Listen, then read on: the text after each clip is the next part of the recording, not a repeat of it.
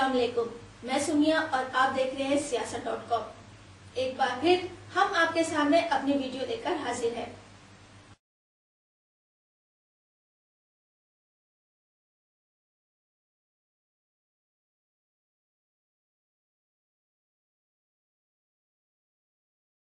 Central university of Hyderabad से gold medal हासिल कर चुकी है।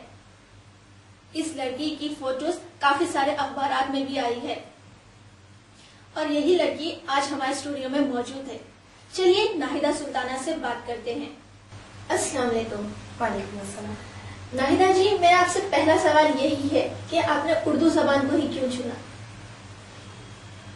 उर्दू हमारी मादरी जुबान है, क्योंकि हमारा तमाम तहजीबी सरमाया इसी जुबान में है। अगर मजहबी एतबार से भी देखा जाए तो जितने भी मजहबी किताबें हैं इसी जबान में ट्रांसलेट हो चुकी हैं। और जहाँ तक तरक्की का सवाल है, कोई भी जबान उस वक्त तक आगे नहीं बढ़ती जब तक उसके पढ़ने वाले जिंदा ना हो। जब हम आज की जनरेशन को देखते हैं तो हर कोई इंग्लिश के पीछे भाग रही है। अब जैसे हम देख रहे हैं कि आजकल ट्रेंड फैशन सा बन गया है इंग्लिश, तो ऐसे में आपका उर्दू सीखना, आपको ये नहीं लगता कि कहीं मैं पीछे तो नहीं? आजकल मॉडर्निज्म के नाम पर बहुत ज्यादा तरक्की हो रही है इंग्लिश जबान, और साथ ही साथ कुछ ऐसी जबानें आगे बढ़ी है जैसे कि फ्रेंच। हर कोई उसकी तरफ दौड़ रहा है। इस दौर में ये नहीं सोच रहा है कि हम अपनी तहजीब पीछे छोड़ रहे हैं, और ये भी कहीं कहीं हैदराबादी मुसलमान भी इस बात को फरामोश कर रहे हैं कि हमारी कौम बस हालत पे जा रही है। मॉडर्निज्म के नाम पर कई ऐसे अखराजात का सामना करना पड़ रहा है जो हमारी कौम के लिए मुनासिब नहीं है। ऐसे में मुझे नहीं लगता कि मैंने कोई गलती की है, क्योंकि उर्दू में भी कई ऐसे जराए मौजूद हैं जिसके जरिए हम न सिर्फ तरक्की कर सकते हैं बल्कि बहुत बुलंदी तक जा सकते हैं। उर्दू ऐसी जुबान है जिसमें जहां तक हो सके, मिसाल के तौर पर हैदराबाद में ऐसे कई न्यूज चैनल मौजूद है जो उर्दू की तरक्की के लिए कायम किए गए हैं। मौलाना आजाद नेशनल उर्दू यूनिवर्सिटी भी इसीलिए कायम की गई है। कई ऐसे न्यूज और रेडियो चैनल्स भी खुल चुके हैं जो सिर्फ उर्दू में मौजूद हैं। और जहाँ तक तालीम का सवाल है, उर्दू में भी वहाँ तक तालीम मौजूद है जहाँ तक हम हासिल करना चाहेंगे। अगर ये कह सकते हैं कि अज़्म मौकम हो तो होती है बराए बसपा, कितने तूफान उलट देता है साहिल पर। आपकी जो ये मोहब्बत उर्दू के लिए नजर आ रही है, ये शुरू से थी या फिर ये एक रीजन था कि आपने अपनी एजुकेशन उर्दू मीडियम से की तो ये ख्याल बाद में आया? जब मेरा एडमिशन उर्दू मीडियम में करवा चुके थे, तो उमूमन बच्चों का एडमिशन माँ बाप अपनी मर्जी से करवाते हैं। मेरा भी एडमिशन मेरे माँ बाप मर्जी से करवाए उर्दू मीडियम में। तब तालीम हासिल करती थी, उस वक्त तो मैं ये नहीं सोची थी कि मुझे आगे जाना चाहिए। लेकिन जब 7th में हमारे यहाँ रियासी की तालीम के लिए कोई टीचर मुकर्रर नहीं थी, मोहल्ले के स्कूल था गवर्नमेंट प्राइमरी स्कूल, वहाँ पर टीचर नहीं थी। लेकिन मेरे साथ ऐसा हुआ कि मेरे जो हेडमास्टर थी उन्होंने मुझे गाइड प्रोवाइड किया, दे करके कही कि इसमें अगर चाहे तो हासिल कर सकते हैं। जब भी मेरी ये मकसद बन गया कि कोई भी निसाब हो उस वक्त तक मुकम्मल नहीं हो सकता जब तक कि उसके जानने वाले ना हो। उर्दू की असातिज़ा तो कई मौजूद थे, घर के यहाँ आसपास ट्यूशन भी बहुत ज्यादा दिए जा रहे थे, लेकिन कोई ऐसा जरिया मौजूद नहीं था जहाँ पर उर्दू से मुझे रियाजी पढ़ा सके। तब मुझे इस बात का एहसास हुआ कि अगर मैं आगे पढ़ूंगी तो मैं भी एक बहुत बड़ा स्कूल कायम करूंगी। इस तरह के ख्यालात मुझे बचपन से ही रहे हैं। तभी मैंने फैसला किया था कि मैं उर्दू को जरिए तालीम बनाऊंगी, और उसी वक्त मुझे उर्दू से इतना ज्यादा लगाव हो गया कि मैं आगे पढ़ने की कोशिश भी कर रही थी, और मेरे वालिद साहब ने मुझे इस बारे में बहुत ज्यादा सपोर्ट किया है इस फील्ड में आने के लिए। तो आपने उर्दू लैंग्वेज में कहाँ तक अपनी क्वालिफिकेशन पूरी की है? जी, अभी मेरा तालीमी सफर अभी जारी है जी। अभी मैंने MA मुकम्मल किया है 2009 में जी। और उसी की बेस पे मुझे गोल्ड मेडल दिया गया है कल कॉन्वोकेशन में। जी। और मेरा अभी MPhil कर रही थी मैं, जो 30 जून तक मुकम्मल हो जाएगा इंशाल्लाह। मैंने PhD का एंट्रेंस लिखा है, इंशाल्लाह उसमें भी सीट आ जाएगी। तो हो सकता है मैं PhD कंप्लीट करूँ, और मेरी ख्वाहिश तो लेक्चरर बनने की, लेक्चरर या प्रोफेसर। तो आप सेंट्रल यूनिवर्सिटी से ये PhD करेंगे? इंशाल्लाह मैं सेंट्रल यूनिवर्सिटी ऑफ हैदराबाद से PhD करूंगी। और मेरी एक और ख्वाहिश जो भी वहाँ के माहौल को देखने से पैदा हुई वो ये है कि मैं लेक्चरर भी वहीं की बनना चाहूँगी। अच्छा, इंशाल्लाह जरूर, आप जरूर बनेंगी। ये उर्दू के लिए जैसा कि हमने देखा है कि काफी सारे उर्दू लिटरेट्स हमारे हिस्ट्री में मौजूद है, तो किसी को आप अपना आइडियल मानती है कि उनको आप अपने नजरों के सामने रखकर आगे बढ़े? जी हाँ, میں جتنے بھی اساتذہ سے میں نے اردو کی تعلیم حاصل کی ہے وہ سبھی میرے لیے آئیڈیل کا کام کرے ہیں. ان سبھی لوگوں نے پڑھائی کے ساتھ ساتھ ایک دوستانہ سلوک ہمارے ساتھ کیا ہے اور اپنے بہت سارے جو مشکلات کا انہوں نے سامنا کیا ہے وہ ہمارے سامنے پیش کیے, جس سے ہم لوگوں میں یہ احساس ہو گیا کہ اس دور میں تو بہت زیادہ مشکلات تھی, ٹرانسپورٹ فیسلٹی نہیں تھی. اس دور میں ہمیں ہر طرح کی آسانی مل رہی ہے, کیونکہ میرا گھر اور یونیورسٹی کے درمیان 45 کلومیٹر کا فاصلہ ہے. اس کے باوجود بھی میں آسانی سے طے کر لیتی ہوں. کبھی کبھی ایسا لگتا ہے کہ بہت زیادہ مشکل ہے یہ راستہ طے کرنا, قریب 2.5 گھنٹے مجھے راستے میں ہی گزر جاتے ہیں, لیکن اس کے باوجود بھی کہیں کہیں احساس ہوتا ہے کہ ہم سے پہلے جو لوگ اردو کی خدمات انجام دے چکے ہیں ان لوگوں نے اس سے بھی زیادہ مشکلات کا سامنا کیا ہے. میرے ابھی فی الوقت تو یونیورسٹی میں پروفیسر بیگ احساس ہے اور میری گائیڈ جو ان فل میں ہے ڈاکٹر عرشیہ جبین, ڈاکٹر حبیب نثار, یہ سارے میرے آئیڈیل ہیں. جی, سب سے میں بہت بے حد متاثر ہوئی ہوں. آپ کے یہاں جو اردو کے لیے جو جذبہ ہے, کہیں اس کے پیچھے کہیں آپ کے فیملی بیک گراؤنڈ کا تو کہیں مطلب ایسا ہوتا ہے کہ ہمارا ماحول ہمیں اتنے آگے بڑھنے کی سوچ دیتا ہے, تو کیا آپ کے ساتھ بھی یہی وجہ رہی؟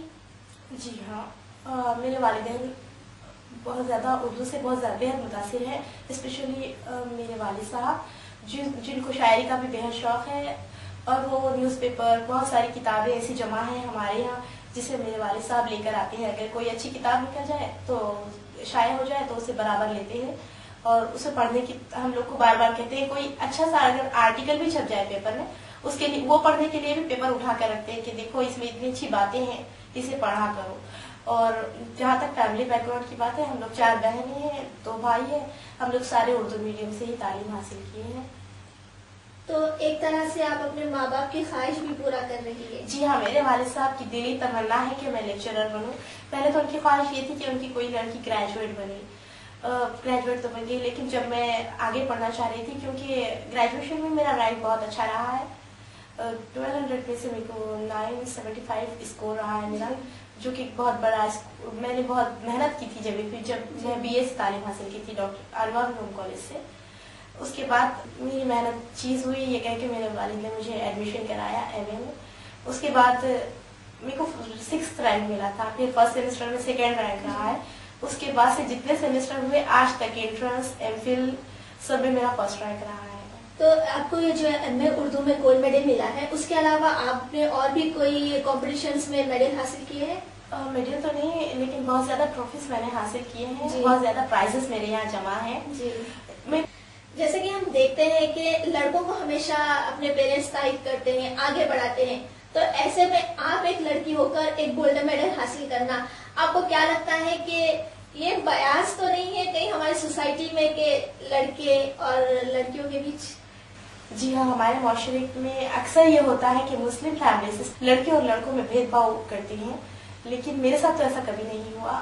اسپیشلی میرے پاس لڑکوں سے زیادہ ہمارے ابو نے لڑکیوں پر توجہ کی ہے اور لڑکیوں کو زیادہ پڑھایا. لیکن معاشرے میں یہ حالات ہو گئے ہیں آج کل, لوگ کتنی محنت کرتے ہیں, مزدور پیشہ طبقہ بھی یہ سوچتا ہے کہ لڑکی گھر میں کام کرے اور لڑکا جا کر پڑھائے. ایون ہائی سوسائٹی سے لے کر لوور کلاس کے لوگ بھی یہی سوچتے ہیں. دنیا بھر کی محنت کرتے ہیں اور لڑکی کو گھر میں بٹھاتے ہیں, لڑکے کو انگلش میڈیم اسکول میں پڑھاتے ہیں, بہت بڑے سے بڑے اسکول میں پڑھانے کی خواہش رکھتے ہیں. یہ صحیح ہے کہ لڑکے قوم کو آگے بڑھاتے ہیں, ترقی دیتے ہیں, بہت طرح کے کارنامے کرتے ہیں, لیکن یہ ضروری نہیں کہ لڑکیاں کچھ نہیں کرتی.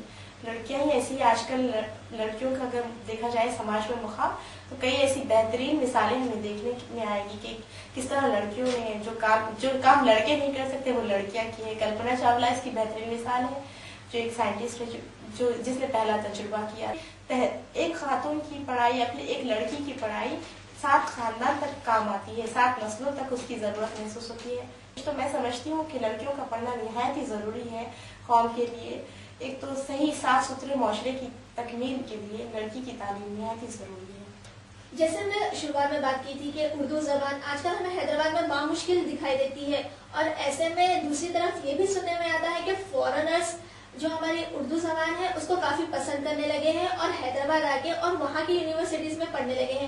تو ایسے میں آپ کو خوشی ہوتی ہے یا پھر افسوس ہوتا ہے کہ حیدرآباد کی دکنی اردو ہونے کے باوجود بھی ہمارے نوجوان اس سے کافی بہت دور ہے؟ حیدرآباد میں اردو ایک طرح سے ختم ہوتی دکھائی دیتی ہے. لیکن یہ سکے کے دو رخ ہیں. ایک سکے کو ہم ایک رخ سے دیکھیں گے تو لگتا ہے کہ اردو بالکل ہی ختم ہو رہی ہے. اگر دوسری طرف سے ہم دیکھیں گے تو حکومت کی جانب سے بھی ایسی کئی کوششیں کی جا رہی ہے کہ اردو کو فروغ دی جائے. اقلیتوں کے لیے 4% تحفظات جو منظور ہوئے ہیں یہ ڈاکٹری کے لیے ضروری نہیں ہے. ہمارے یہاں PhD کے لیے 62 فارم داخل کیے گئے ہیں. حالانکہ ہوتی ہیں 14 سیٹ. تو 14 سیٹس کے لیے 62 لوگوں نے جو کوشش کی ہے یہ ایک طرح سے خوشی کی باعث ہے کہ ڈاکٹر آف فلاسفی کے لیے 62 لوگ ایسے تیار ہیں قوم کے جو آگے پڑھنا چاہتے ہیں اردو ذریعے تعلیم کے ذریعے. یہ ایک خوشی کی بات ہے. دوسری جانب دیکھا جائے تو قوم کے کئی ایسے رہنما ہیں جو لوگ اردو کے لیے کوششیں کر رہے ہیں اپنے نیوز پیپر کے ذریعے یا پھر اپنے چینل کے ذریعے یا اپنے ریڈیو کے ذریعے. اور اردو کی صورتحال کی بات کی جائے تو ویب سائٹس ایسے کھل گئی ہیں اردو ویب سائٹس جسے جہاں بیٹھے جب چاہیں ہم استفادہ حاصل کر سکتے ہیں. یہ اردو کی ترقی کی ضامن ہے. لیکن اگر قوم و معاشرے کے سماجی حالات کا جائزہ لیا جائے تو لوگ اردو بولنے میں بھی شرم محسوس کر رہے ہیں. ایک طرح سے انگلش میں بات کرنا فیشن ہو گیا ہے. اس طرح کی چیزوں کو اگر اوائڈ نہیں کیا جائے یا پھر نظر انداز نہیں کیا جائے تو نہیں لگتا کہ اردو بول چال کی زبان نہیں بلکہ کتابوں سے بھی ملتی جائے گی. ہمیں اس طرح توجہ دینی چاہیے. جہاں تک ہو سکے ہم اردو والے اگر اردو بولیں گے تو سامنے والا اسے اردو وہ خود اس طرف توجہ کرے گا. ہم ماڈرنزم کے نام پر انگلش لٹریچر کو ہی نہیں اپنا رہے, فیشن کو ہی نہیں اپنا رہے. زبان کا بول چال ہمارے یہاں اتنا زیادہ ہو گیا ہے کہ ہم کوئی اگر اردو کا پیور لفظ ہمیں سمجھ میں آ جائے, صاف لفظ اگر کوئی کہہ دے تو سوری میں نہیں سمجھی, آپ پلیز انگلش میں بات کر سکتے ہیں. اس طرح کی کئی مثالیں ہمیں روزمرہ کی زندگی میں ہمیں دیکھنے میں ملتی ہیں. یہ ہمارے معاشرے کا المیہ ہے یہ اردو کی, کیونکہ میر عثمان علی خان جو حیدرآباد کے سابق حکمران رہ چکے ہیں ان لوگوں نے اردو کے لیے نہ صرف مسلمان بلکہ جو بھی طبقے سے تعلق رکھتے تھے وہ لوگ ہائی ہیلو گڈ مارننگ نہیں کہتے تھے بلکہ آداب کہہ کر بات کرتے. تہذیب معلوم ہوتی تھی. حیدرآبادی تہذیب کافی مشہور. یہاں پر کئی ایسی مثالیں ہیں, بڑے بڑے لوگ ہیں جو نب کو ہاؤ کے علاوہ نہیں ہاں کا استعمال کرتے ہیں. یہ اسی وقت ممکن ہے جب ہماری بول چال کی زبان میں اردو آ جائے. خاص کر نوجوانوں میں یہ چلن عام ہو گیا ہے کہ وہ اردو بولنے میں شرم محسوس کر رہے ہیں. اردو ہمارا سرمایہ ہے, ہمیں اردو پر فخر کرنا چاہیے کیونکہ ہماری ایک تہذیب ہے. جو ہمارے سائٹ کے ذریعے آپ ہمارے نوجوانوں کو کوئی میسج دینا چاہیں گی؟ جی, لڑکیے اور لڑکیوں کے لیے ایک ہی میسج میں اپنی جو دلی طور پر محسوس کرتی ہوں معاشرے میں کمی کی, وہ بڑوں کا احترام اور بزرگوں کی عزت ہے جو ہمارے معاشرے سے رفتہ رفتہ ختم ہوتی جا رہی ہے. ماں باپ خدا کی ایسا انمول تحفہ ہے, اساتذہ خدا کا ایسا انمول تحفہ ہے جو ہر کسی کو نصیب نہیں ہوتی. تاریخ اٹھا کر دیکھنا چاہیے. یہ اسی وقت ممکن ہے جب ہم اپنی تہذیب کے ساتھ ساتھ کئی تاریخی اور اسلامی معلومات کی کتابیں پڑھیں, اور اس وقت ممکن ہے جب ہم اپنی زبان سے واقف ہو جائے. کیونکہ آج کل کے معاشرے میں مجھے یہ چیز ملتی دکھائی دے رہی ہے. نہ صرف زبان بلکہ تہذیب ختم ہو رہی ہے. ہمیں زبان کو نہیں ایک تہذیب کو بچانا ہے جس کے لیے قوم کے نوجوانوں کو سامنے آنا چاہیے. رہنما تو اپنے کام کرتے رہتے ہیں, وہ یہ اس وقت ممکن ہے جب ہم اسے فالو کریں, ہم اس پر چلیں, عمل کریں. باقی سبھی کا تو ہمیں نہیں پتا, لیکن ناہیدہ کو اگر دیکھیں تو ضرور لگتا ہے کہ جو اردو زبان جہاں ختم ہو رہی ہے وہاں سے شروع ہو رہی ہے. اگر ایسے ہی نوجوان آگے بڑھ کر اپنی مادری زبان کو ذریعہ تعلیم بنائے تو انشاءاللہ وہ دن دور نہیں جب ہمارے اپنے وطن ہندوستان میں اردو زبان اور اس کی تہذیب کا بول بالا ہوگا. اسی امید کے ساتھ میں آپ سے اجازت چاہوں گی. خدا حافظ.